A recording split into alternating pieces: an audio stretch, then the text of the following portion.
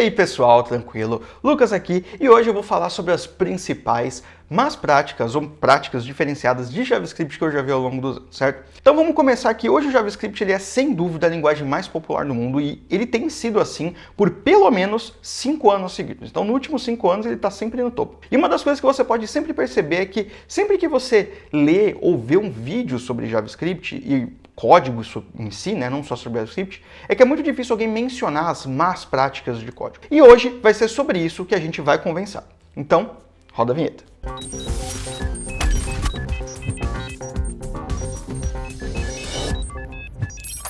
Bom, você já se perguntou algum dia por que a gente ouve tanto falar de más práticas de código em outras linguagens como Java ou C#, por exemplo, e outras linguagens com mais frequência, né? Mas ao mesmo tempo a gente não tem isso no JavaScript, mesmo ela sendo a linguagem mais popular do mundo. Então, a gente não vê tanta educação assim nessa parte. Isso acontece porque o JavaScript ele é muito permissivo, né? E enquanto isso pode ser bom para a linguagem, porque ela permite que a comunidade cresça muito mais rápido, né? Basicamente exponencialmente, né? Ano após ano, ele também pode ser ruim, porque permite que as pessoas criem códigos que sejam muito abertos e também sujeitos a erros, né? E às vezes erros que não tem nem como a pessoa saber. E além disso, a comunidade do JavaScript em si, ela é diversa o suficiente para que as pessoas que compõem essa camada um pouco mais influente da comunidade consigam espalhar uma mensagem de como fazer um código de forma mais, assim, correta, entre aspas, né? E eu digo entre aspas porque, para mim, pelo menos, não existe essa do código correto, o jeito certo de fazer código, o código certo ou incerto. O código é o código. Se ele funciona, então ele está correto. Só que a gente entra num outro ponto, que é quando a gente tem um código que começa a atrapalhar a vida de quem está desenvolvendo, do resto do time ou então da comunidade como um todo. E aí ele é um código ruim, um código incorreto, algo que a gente não deve propagar para frente. E é geralmente isso que acontece,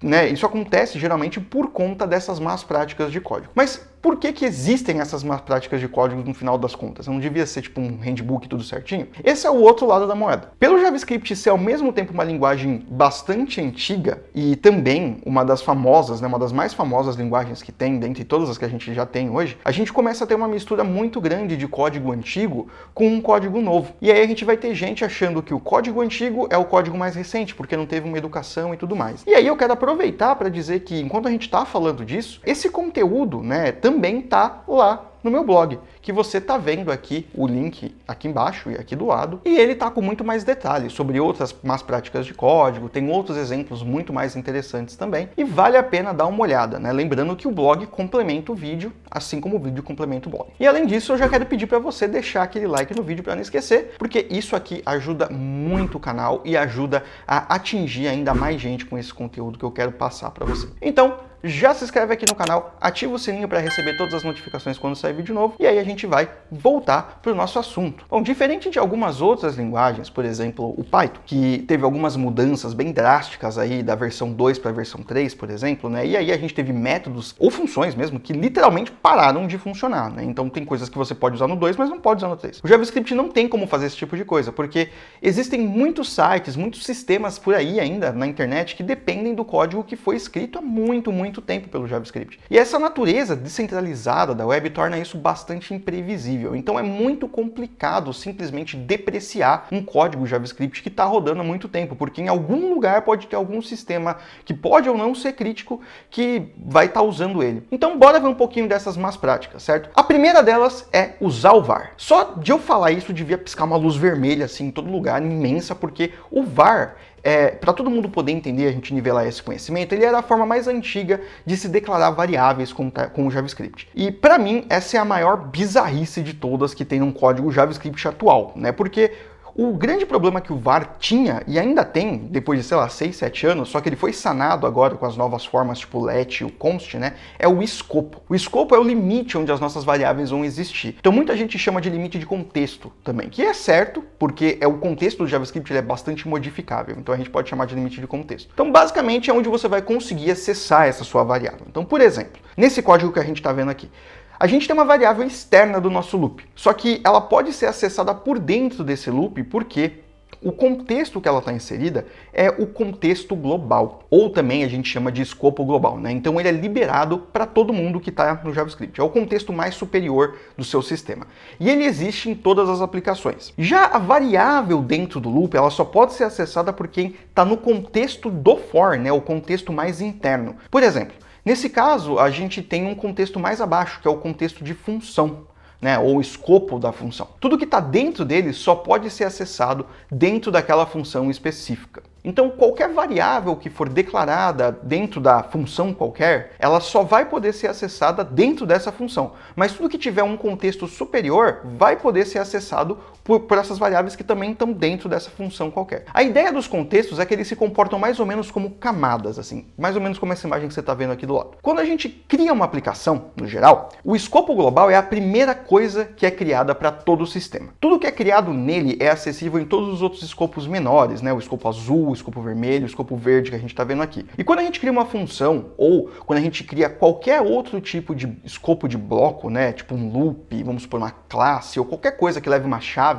a gente geralmente cria um novo escopo, um escopo menor dentro do escopo global. E aí as variáveis do escopo de função, né, que é esse azul, elas conseguem ver as variáveis de valores, né, que estão declaradas no escopo global. Mas o pessoal que está no escopo global não consegue ver o que está sendo declarado dentro do escopo da função e assim por diante. Quanto mais blocos a gente vai criando uns dentro dos outros aqui, né, os escopos internos vão tendo acesso a tudo que está fora desses escopos, mas o contrário não é verdadeiro. Mas isso significa o quê? Por que isso é uma má prática? Por que isso é um problema, né? Bom, isso significa que quando a gente usa const ou, por exemplo, let, a gente consegue limitar o acesso de variáveis externas. Então a gente melhora bastante a eficiência de como a gente usa a memória do sistema. Quando a gente usa o var, a gente só tem dois tipos de escopo. Ou é o escopo global, ou é o escopo de função. Então, ou o seu valor vai estar dentro do escopo amarelo, ou então ele vai estar dentro do escopo azul. Isso significa que todas as variáveis que forem declaradas dentro de blocos ou escopos menores que esse escopo de função, como por exemplo if, else, for, etc, eles vão compartilhar o mesmo espaço de outras variáveis declaradas ao longo da função. E aí não teria nenhum problema, né? Claro, ia ser uma confusão gigantesca, maluca, quando fosse ter um sistema super grande assim, mas ok. Só que no geral não ia dar nenhum problema. O problema ele vai aparecer quando o comportamento padrão do var ele surge. E se você criar uma outra variável, por exemplo, com o mesmo nome, usando o var, ele não vai reclamar que você já tem uma variável daquele jeito, ele só não vai fazer nada. Então, em sistemas muito grandes, isso pode ser um problema muito sério, principalmente porque você pode, por exemplo, sobrescrever outra variável local ou global do escopo superior sem saber, fora que você perde completamente a noção do fluxo de dados. E isso aqui, a solução basicamente é sempre usar let ou const, de preferência const. Bom, agora a gente vai para uma das mais polêmicas de todas, né, que é acreditar na coerção implícita de tipos. Antes de falar sobre isso direto, né, eu vou deixar aqui na descrição e também aqui do lado dois links para duas threads do Twitter aqui que são extremamente importantes para você entender esse tópico. Isso aí surgiu e foi uma discussão super legal. O que transformou o JavaScript no que ele é hoje é também o motivo de uma das más práticas de código mais comuns que existem. A coerção de tipos no JavaScript ela parece meio mágica quando a gente olha pela primeira vez, e principalmente de forma implícita. E às vezes até pela segunda, terceira, quarta, 20ª vez. A gente sempre acha estranho. A ideia da coerção de tipos é que a linguagem vai cuidar das tipagens e da conversão desses tipos dentro do seu código. Então você pode escrever esse seu código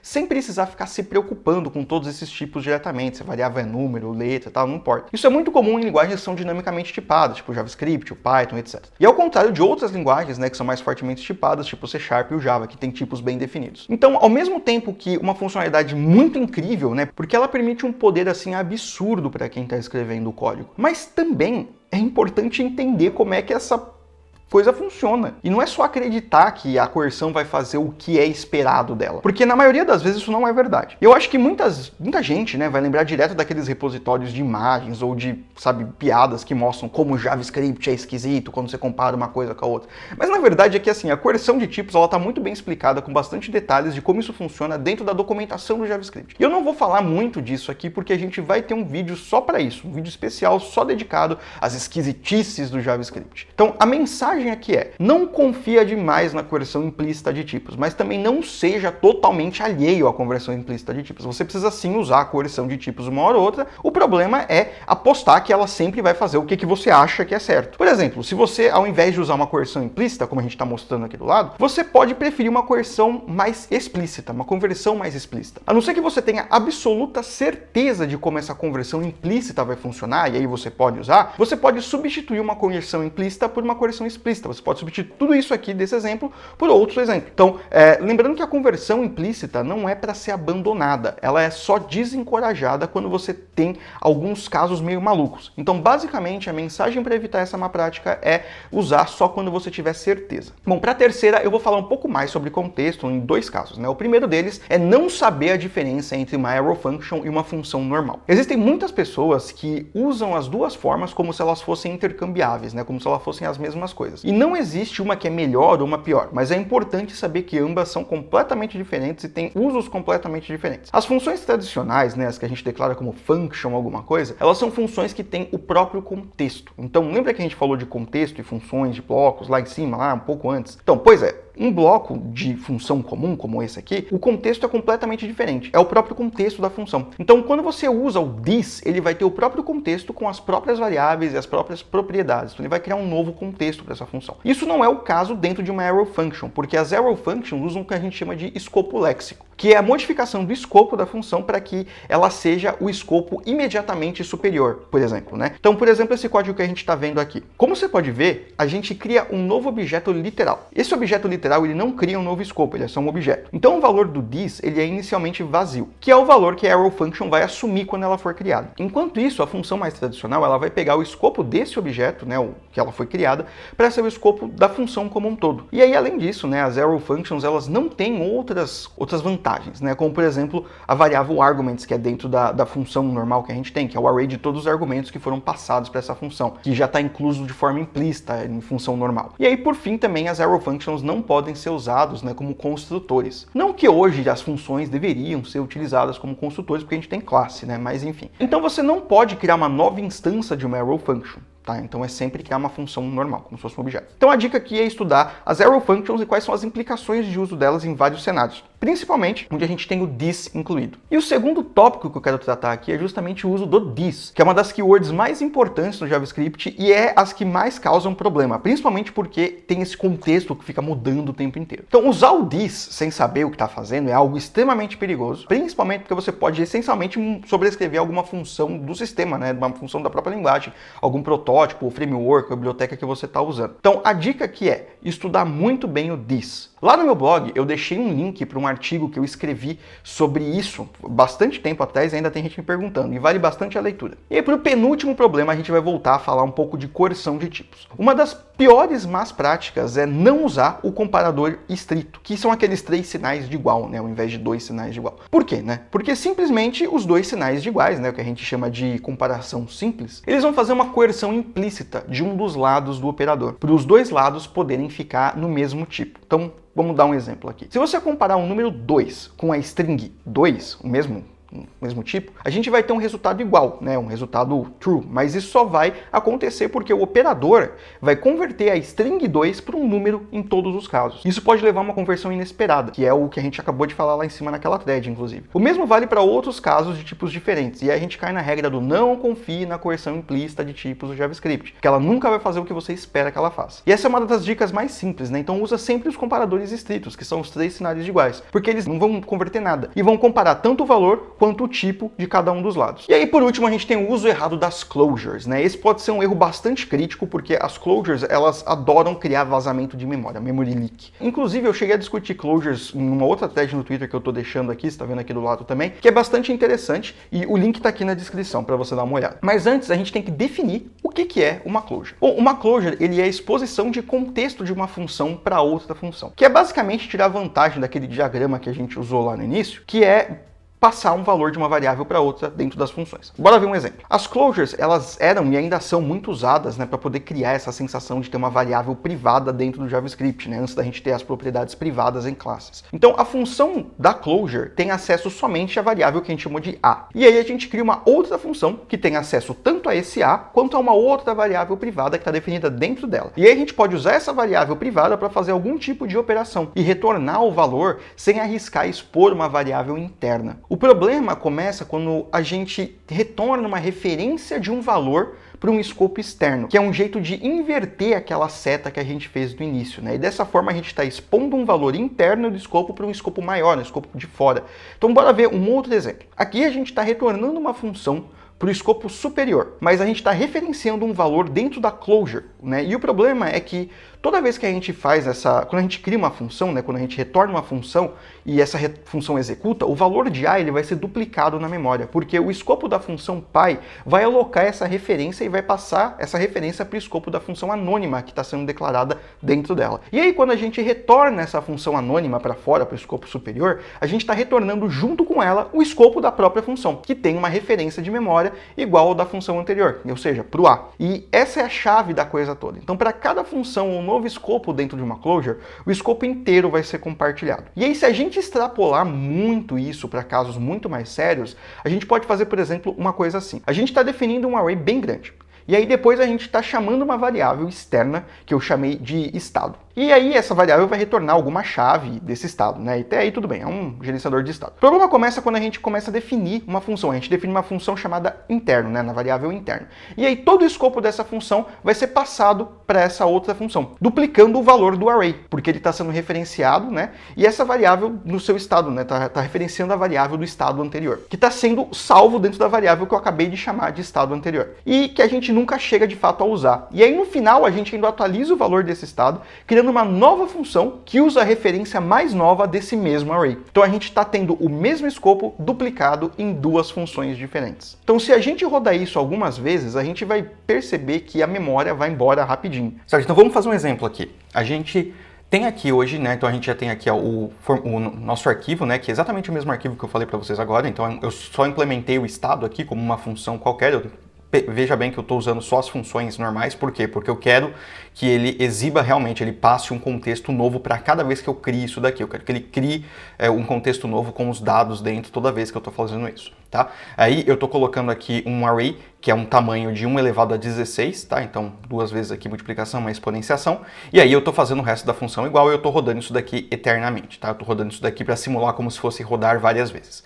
Aqui na lateral eu tenho meu htop, aqui que está basicamente rodando, então aqui onde está a memória no total do computador, e aí a gente vai ficar monitorando por aqui, e desse lado eu tenho o profiler do Node.js, que é o debugger normal, né? Vai ter um outro vídeo aí interessante só para a gente falar sobre profiling de JavaScript aqui com o profiler do Chrome, tá? E aí o que eu vou fazer? Eu vou começar a rodar aqui o meu arquivo. Então você pode ver que ele já começou com 1 GB alocado, e aí você vai ver que ó, aqui no arquivo Node, né, ele já está com 10% de memória, e ele está cada vez subindo mais. Ó. Então ele está subindo 268 megas por segundo, 193 megas por segundo, e assim sucessivamente. Ele não está parando de subir, né? O fluxo de uma aplicação normal é que ele vai ficar estagnado por um tempo, vai subir, vai descer, vai subir, vai descer. Por aqui ele só está subindo, isso significa que é um memory leak, então ele está o tempo inteiro subindo, certo? Então ele até pausou aqui para mim, né, por conta de um out of memory crash aqui, então ele já reconheceu que isso daqui é um memory leak, ele está pausando a execução do sistema por conta disso. Então eu vou executar ela novamente, você vai ver que ele vai continuar subindo, subindo até parar. Aí, ó, a gente já chegou em 10 GB de memória e isso aqui foi tipo 5, 10 segundos de execução. Então, isso aqui causa um memory leak absurdo. Porque, na verdade, a gente tá, a cada chamada dessa closure, a gente tá criando outras 3 referências para o mesmo objeto e alocando todo esse espaço em cada uma delas. E a gente nunca vai liberar esse espaço até que todas as funções deixem de ser referenciadas. Então, depois que todo mundo acabar de rodar, isso que vai acontecer. Mas isso vai causar um memory leak, vai travar toda a nossa aplicação e pode até fazer um crash no sistema. Então, é bom tomar bastante cuidado com os tipos de funções que a gente usa dentro das closures, principalmente se elas têm um valor muito, muito grande. Bom, isso foram algumas das principais más práticas de código que eu consegui juntar para você aqui nesse vídeo. Tem muito mais, você pode até ver lá no blog, tem alguns outros lugares. E mais uma vez eu reforço para dar uma passadinha lá no blog, porque esse conteúdo ele não acaba aqui. E se você curtiu, deixa seu like, se inscreve aí, porque isso ajuda muito o canal. Vai ter muito mais coisa legal daqui para frente, certo? Então é isso, gente. Eu sou o Lucas e eu vejo vocês no próximo vídeo.